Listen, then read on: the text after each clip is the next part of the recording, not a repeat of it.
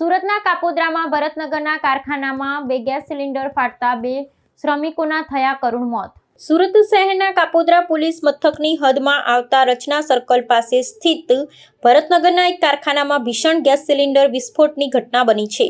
પ્રાથમિક અહેવાલો અનુસાર કારખાનાના પરિસરમાં એક સાથે 2 ગેસ સિલિન્ડર ફાટવાને કારણે અકસ્માત સર્જાયો હતો। આ પ્રચંડ વિસ્ફોટની ઝપેટમાં આવવાથી 2 વ્યક્તિઓના ઘટના સ્થળે જ કરુણ મોત નીપજ્યા છે, જ્યારે અન્ય 9 જેટલા કામદારો ગંભીર રીતે દાઝી જવાથી ઇજાગ્રસ્ત થયા છે।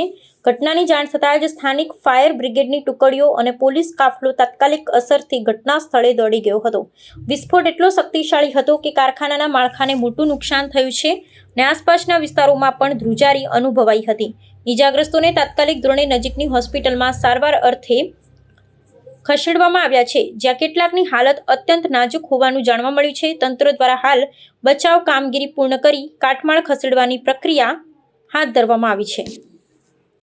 સવારે 5:30 નો બનાવ છે। આપણે ભરતનગરમાં ખાતા આવેલા છે, ખાતા નંબર છે 4647। તેમાં કોઈ અગમ્ય કારણસર આગ લાગેલી, જેની અંદર વિભાગને જાણ થતાં ફાયર વિભાગને તરત જ 4 ફાયર સ્ટેશનની ગાડી ઘટના સ્થળ પર મોકલી આપેલી। ત્યારબાદ સિલિન્ડર હતા જે બ્લાસ્ટ થતા હતા અંદર, અને 8 સિલિન્ડર અમે અત્યારે હાલ ઓલરેડી કાઢેલા છે, જેનો કબજો પોલીસને સોંપેલો છે, જેમાંથી 3 સિલિન્ડર બ્લાસ્ટ થઈ ગયેલ છે। અને ખાતા છે બંને 46 અને 47, જેમાં ત્રીજા માળ ઉપર એ લોકોએ પતરાનો શેડ બનાવેલો છે।